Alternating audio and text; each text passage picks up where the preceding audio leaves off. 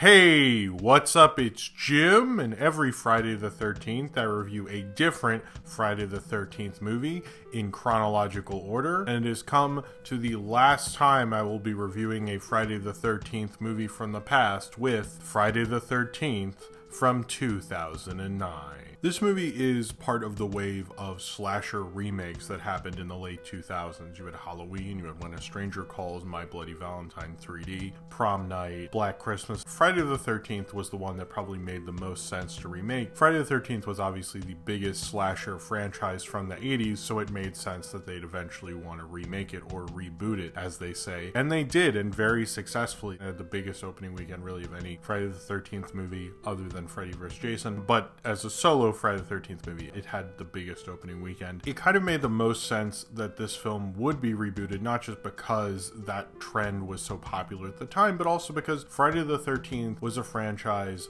that was used to trends. And if you were a fan of the franchise, you were used to this franchise going from gimmick to gimmick. From right after the final Friday, pretty much every Friday the 13th film had a gimmick, and even before that you had Friday the 13th 3 in 3D, which this film considered it was in 2009, but they didn't actually do it. Clearly, if it had come out a little later after Avatar, they probably actually would have, but it thankfully came out a little early, so they didn't actually do that. But since fans of Friday the 13th are used to it going from gimmick to gimmick, most of them were fairly accepting and excited for this film, because it's almost like something people were ready to have happen. Have Friday the 13th go back to its roots, go back to just Jason killing horny teenagers all over again. And in that way, this film doesn't disappoint. It gives you more of a classic, at least feeling Friday the 13th movie. But it's not just a reboot of the original, which obviously if you see Jason's on the poster, they can't really do a remake of Friday the 13th, the original, because Jason's not really in it until the very end. Spoilers. His mom is the killer. Mrs. Voorhees is the killer in the original film. This one is kind of an interesting idea in terms of the Friday the 13th films, because Friday the 13th is an odd franchise because he doesn't even get the hockey mask till part 3. There's a lot of things that are iconic from the various sequels. So to really make a remake, it's like, well, what do you exactly do? At the very beginning, a slight remake of 1 actually taking place on the date that the original was released, which is a cute touch. Then there's a part that remakes part 2, and then the title card, believe it or not, and then a majority of the film feels like a remake of 3 and 4. So it's an odd way to do a remake, but that's kind of what people wanted. They didn't want Jason to go to space or fight a psychic girl or go to Manhattan or something like that. They really wanted Jason, the Friday the 13th films, to go back to basics, and that's basically what this is. And although it's fun while you're watching it, the whole thing has a real generic quality, a very been there, done that, kind of lived in kind of a boring way type quality that the film can never really escape, and doesn't make it as fun as it is when you're experiencing it, when you kind of really think about how you've kind of definitely seen a lot of this before. A group of teenagers going on a weekend or spring break getaway or something to this rich guy's parents' cabin, and this one guy, played by Jared Padalecki or whatever, he is driving on his motorcycle and trying to find his sister, whose friends were killed in a previous segment of the film, and we're not sure exactly what happened to her, and he believes she is missing, so he's trying to find her and going around the former area of Camp Crystal Lake as these teenagers are hanging out and slowly being killed off by Jason, while Jared Padalecki, or Clay Miller, is trying to find out what happened to his sister and slowly realizing that there's someone in the woods around Camp Crystal Lake killing people, as Jason is going along killing off these various teens and people around Camp Crystal Lake, and eventually try to get to Clay and get to the house and kill all the teenagers. The generic quality of this film is something it just doesn't really escape. I kind of have felt that way through watching these films. Like, why don't they just go back to a back to basics kind of approach? Why do they just have to keep going from gimmick to gimmick? And in a way, this is kind of the gimmick it needed to do. It was the time period that they needed to go into to keep being relevant. And that's kind of what Jason did. He found different ways to keep relevancy and other reasons, to keep the franchise going and in the public eye. And this was obviously the next step to do that, especially with Sean S. Cunningham has kind of a reputation for doing that with the Friday the 13th franchise, who directed the original and eventually took the franchise back as more a producer, and he loves getting the franchise attention in different ways. And Freddy vs. Jason was obviously the film everyone wanted for a long time, but now with all these horror movie kind of slasher remakes, remakes, particularly by Platinum Dunes, Michael Bay's production company, and Marcus Nispel,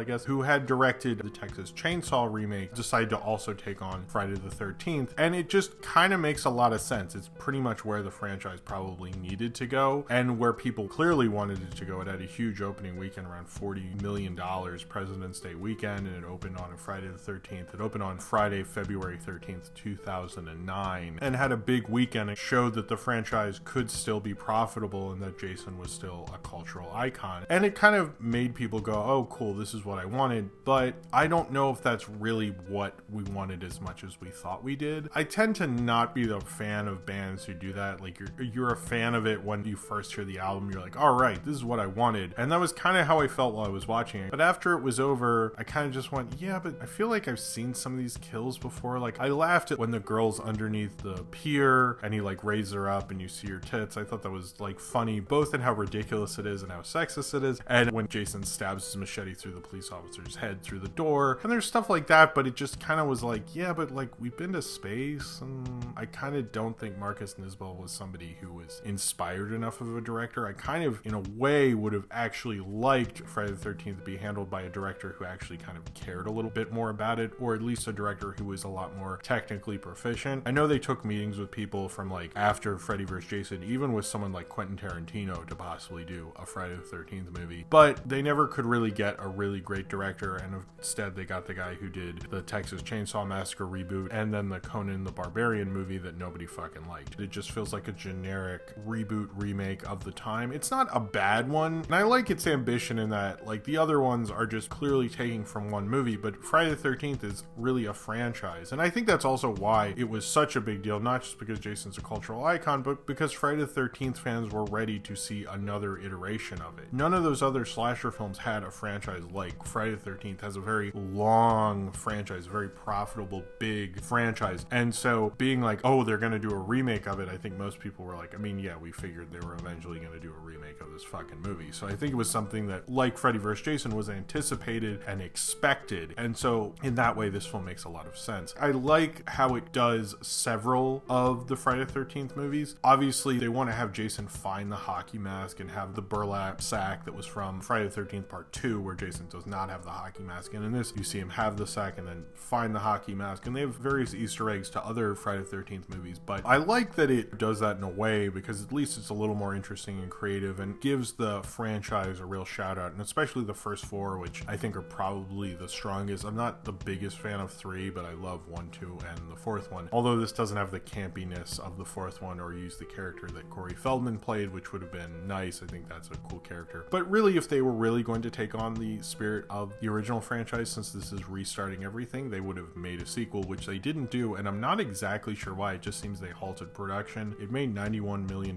worldwide. I think adjusted for inflation, it's the second highest grossing Friday the 13th movie after the original one. So it kind of showed there was interest there, and they probably could have made a sequel, but they didn't. And they still haven't made a Friday the 13th movie after this. Maybe that'll get announced today. I don't know. We'll see. I kind of wish they had continued on with this and seen where it had gone and maybe used this style and done something ridiculous, which they unfortunately did not do. I think this genericness is kind of like people were like, okay, all right, cool, we're back. But it just kind of had that fleeting feeling where everyone went, okay, cool, Jason's back. And I mean, I don't have a particular moment I like of it, but I like that he's back. Like, that's super stupid. Like, who gives a shit if Jason's back if you don't even really enjoy this movie that much? And I kind of don't. I also don't like they changed Jason to more of a survivalist who found all these like mine shafts that are underneath Camp Crystal Lake, so he has like a hidden bat lair or something. I noticed in reviews people really like that touch, and that he, like, spoiler alert, I guess, held a kidnapped victim the whole time, which was like, no, Jason just kills people. That's what's cool about him. I like that he's this big dumb killer, and I understand we don't want to do the zombie crazy Jason that started from Jason Lives, but I miss the old guy that I like from the other ones. And this smarter, different interpretation, this more of a survivalist, leaner killer. I didn't love that at all. I really kind of disliked the whole layer of it. Had he had just a dumb house that he lived in, I'd be fine with that. And they kind of try to make it a little bit like his weird little creepy hideout from Part 2. I'm not trying to be like against changing the franchise. Clearly, if you're into this franchise, you have to be for it constantly changing, but it felt like an odd way to adapt it. And it's almost like they didn't really get the character, because the character is a big dumb guy who like like just crashes through windows. Like, that's what's fun about him. And maybe that's why the kills weren't as cool, because that's what's cool about this franchise. It's a big,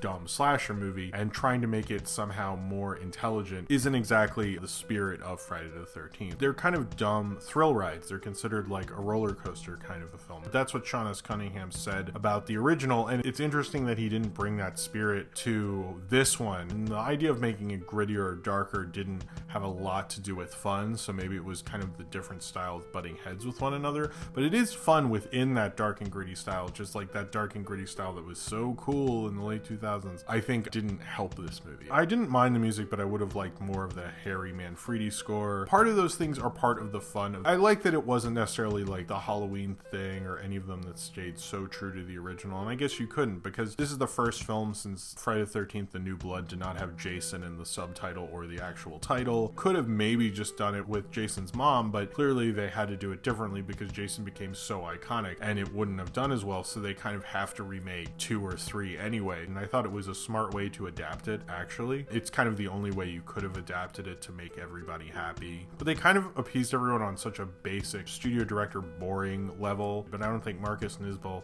this is probably the film I've seen from him that I kind of like the direction a little more, or at least understand it. It's very a working man's kind of direction. While you're watching it, it's enjoyable. And if you watch most of the reviews from fans, they were genuinely happy, but I think a lot of people were just more happy that the franchise had been restarted and faith in the franchise had been restored with the public, because most of the public didn't really get the joke of Jason X and were kind of not sure about the franchise, and it had become a joke because this is the 12th Friday the 13th film, so there'd been quite a lot of them. It is kind of really like that album of restoring faith in the band, showing that band's original sound after they had done all these weirder, more experimental albums. And I think this movie does that, and it does that fairly decently in kind of a very surface, kind of we did it kind of way, and does it within the style that was popular at the time, which was very Friday the 13th. It just wasn't as much fun. It had a few times I did laugh out loud at the kills, particularly the ones I mentioned before. It kind of started off the franchise in a very basic way, but the thing that really skyrocketed the franchise is the first one was a fun thrill ride, and this one just didn't understand that energy. And without understanding that energy, you're not going to make a memorable Friday the 13th film. You're just going to make another entry in the franchise. And since this franchise has so many entries, you can kind of do that and move past it, and people are fine with it because you can kind of just pick and choose the ones you like and just leave these behind. And I think the Friday the 13th reboot, remake, or whatever is one that I'd prefer to just leave behind and not really think about anymore, because it just doesn't grab the spirit or the fun of the Friday the 13th kind of film that I like. And I'd much rather pick and choose another movie starring Jason to watch other than this one. So if you have seen Friday the 13th and you would like to talk about it, then comment below in the comments and subscribe if you would like to.